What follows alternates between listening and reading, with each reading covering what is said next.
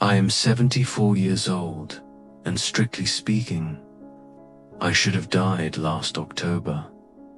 I was in the kitchen, making a cup of tea, the same way I have made tea every morning for 40 years. I reached for the sugar bowl, and then the floor rushed up to meet. I don't remember hitting the linoleum. I just remember the silence that came after. The doctors told me it was a major cardiac event.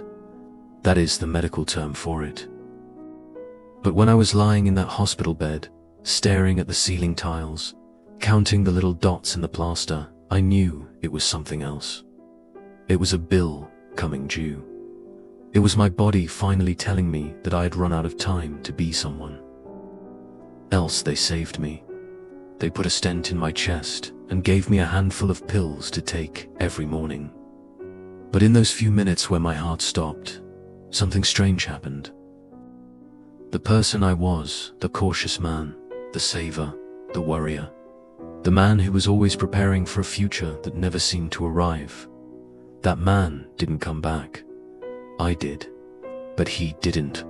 And now sitting here in this chair, looking out at a garden I spent 30 years ignoring, I have to admit something terrible. I have to admit that it took dying, literally dying for 3 minutes on a kitchen floor, to finally start living my life. I look back at the decades before that day, and I see a stranger. I see a man who was obsessed with security. I don't mean I was greedy. I wasn't chasing yachts or luxury cars. I just wanted to be safe. I wanted to be responsible. That was the word I used, like a shield. Responsible. I worked in insurance. It fits, doesn't it? I spent 45 years assessing risk, calculating what could go wrong, and trying to insulate myself and my family from it. I was a good provider. That's what they put on tombstones, isn't it? Here lies a good provider. I remember my 30s. I remember them as a blur of grey carpet and fluorescent lights. I had a young wife, Sarah, and 2 little boys. I loved them. I know I loved them. But I wasn't there. I was in the office. I was working late because I convinced myself that working late was how I showed them I loved them. I remember a Tuesday. My oldest son, David, was 7. He asked me to come outside and throw a baseball. It was a beautiful evening. The sun was setting, that golden hour light that makes everything look like a painting. And I said no. I didn't say no because I was cruel. I said no because I had a report to finish. I said, not now, Davy. Daddy has to work. We'll do it this weekend. But it rained that weekend. And then the next weekend we had to visit my mother. And then the season changed. And then he stopped asking. That is how it happens. It isn't a dramatic explosion. It isn't a movie scene where you slam the door and walk out. It is a slow, quiet erosion. You say not now enough times, and eventually, the people you love stop asking.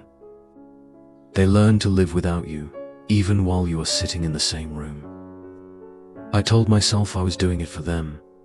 I was building a nest egg. I was paying off the mortgage.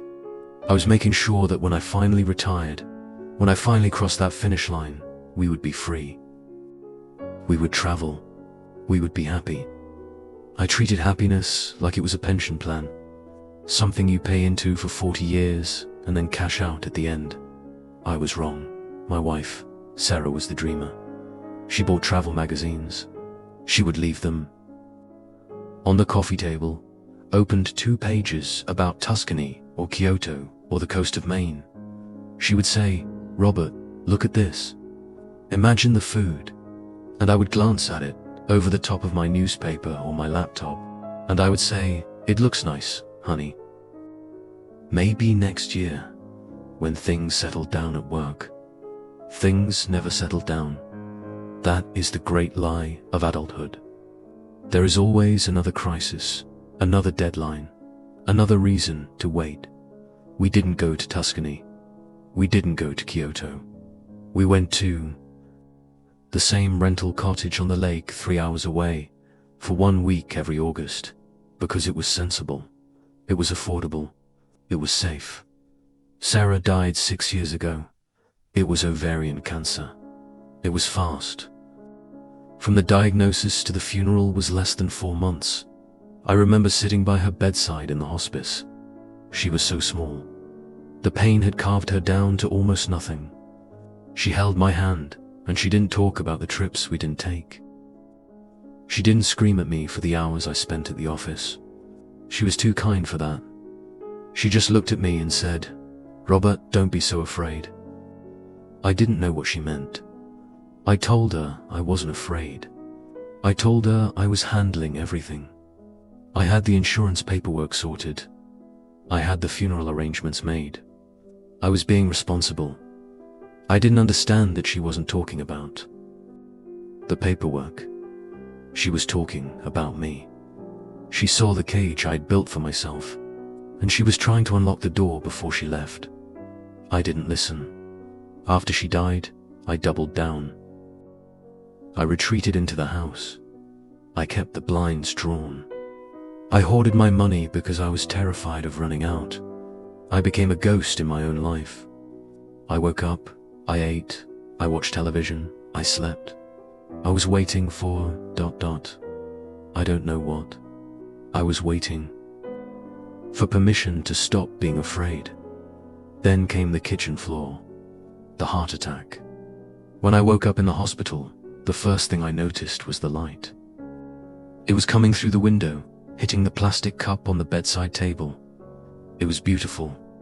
It was just a plastic cup, but the way the light hit it, the way it glowed. I couldn't stop looking at it.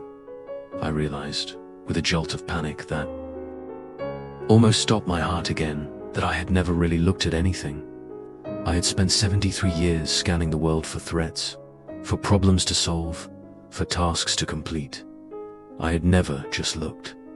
The doctor told me I had a new lease on life, a cliché. But clichés are there for a reason. I went home, and the house was silent. Sarah's things were still where she left them. Her books, her sewing basket.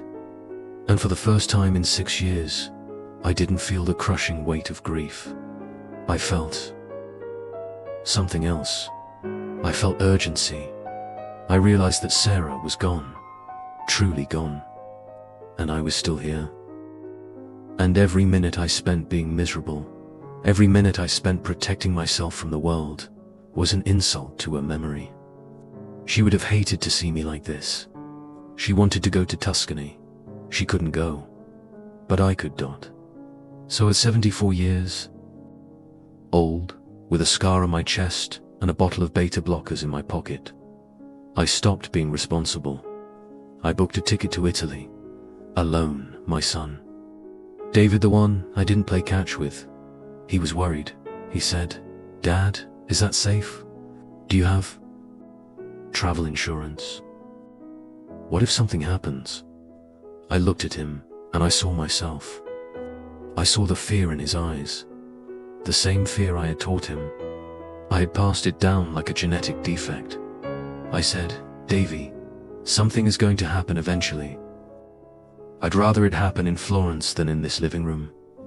I went. I didn't know the language. I got lost.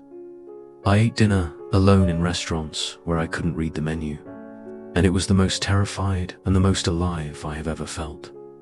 I remember sitting in a piazza in Florence, drinking an espresso. It was raining, a cold, drizzly Tuesday. People were rushing past with umbrellas, and I just sat there, getting wet, feeling the cold rain on my bald head, and I started to cry. Not out of sadness, out of relief. I was feeling the rain. I was actually feeling it. I wasn't worrying about my suit getting wet. I wasn't worrying about catching a cold. I was just a man, sitting in a chair, existing in the world. I thought about the 40 years I spent in that office. I thought about the thousands of hours I spent worrying about money. I have plenty of money now, but I cannot buy that Tuesday back. I cannot buy the baseball game with Davy back. I cannot buy the trip with Sarah back. That is the cruelty of it. You think you are saving time, like you save money. You think you can bank it and spend it later. But time doesn't work like that. Time expires. If you don't use it today, it is gone. It burns up. I came back from Italy, and I started changing things. Small things. I dug up the front lawn. It was perfectly manicured grass for 40 years. I hated it. I always hated mowing it. I planted wildflowers. I planted tomatoes. It looks messy. The neighbors probably talk. I don't care. I like the color. I like getting dirt under my fingernails. I invited my sons over for dinner. Not for a holiday. Not for a birthday. Just for a Tuesday. I cooked a mess of a meal. I burned the garlic. We drank wine that was too expensive, and I told them I was sorry. It was awkward. Men of my generation, we don't apologize easily. We think. It shows weakness. But I looked at David, and I looked at my youngest son Mark, and I said, I am sorry I was so busy. I am sorry I made you think that work was more important than you. I was scared. I didn't know how to be a father without being a provider first. They didn't know what to say. We didn't hug and cry and fix everything in one night. That's the movies. In real life, the damage takes time to heal. But the air in the room changed.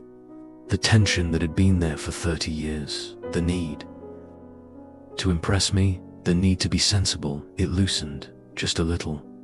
I see them differently now. I listen to them. I don't give advice unless they ask. I don't ask about their 401 kiloseconds. I ask them what they saw today that made them happy. I ask them if they've tasted the wine. I am 74. Statistically, I have maybe 5 years left. Maybe 10 if I'm lucky. Maybe 1 if I'm not. I don't look at the calendar anymore. I don't have a 5-year plan. I don't even have a 1-week plan. I have today, this morning, I watched a bird build a nest in the eaves of my porch. I watched it for an hour. I didn't have anything else to do. I didn't feel guilty for wasting time. Watching life is not a waste of time. It is the point of time. I wish I could go back. God, I wish I could go back. I wish I could grab that 35-year-old man by the shoulders and shake him.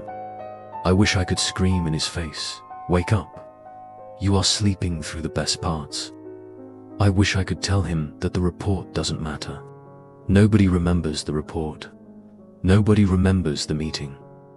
I wish I could tell him to take the vacation, to buy the shoes, to eat the cake, to leave the office at 5 p.m.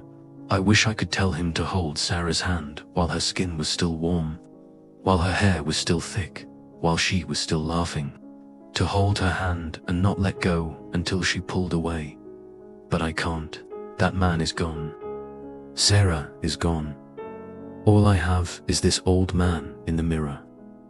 But I like him better. He's slower. He hurts in the mornings, but he sees. He finally sees. I am telling you this, not because I want your pity. I don't want you to feel sorry for the old widower. I am telling you this because you are probably doing the same thing. Maybe you are 30, or 40, or 50. Maybe you are telling yourself, I'll do it later. Maybe you are telling yourself, I just need to get through this year, and then I'll relax. You are lying to yourself. There is no later. There is no magical time in the future where the stress ends and life begins. This is it. This mess, this struggle, this Tuesday with the rain, this is your life. Don't wait for the heart attack. Don't wait for the diagnosis. Don't wait until you are standing at a graveside to realize that the person in the box wanted your time, not your money. It sounds simple. I know it sounds simple, but it is the hardest thing in the world to do. To stop running, to stop preparing, to just be. My chest hurts sometimes. A little reminder, a little tap on the shoulder from death, saying, I'm still here. I'm waiting, and I say back to it, I know. But not today. Today, I am going to water the tomatoes. Today, I am going to call my son. Today, I am going to drink my coffee and taste every drop. It took me 74 years to get here. It cost me almost everything. Don't pay the price I paid. It's too high, just look out the window. Look at the light. It's leaving. Catch it while you can.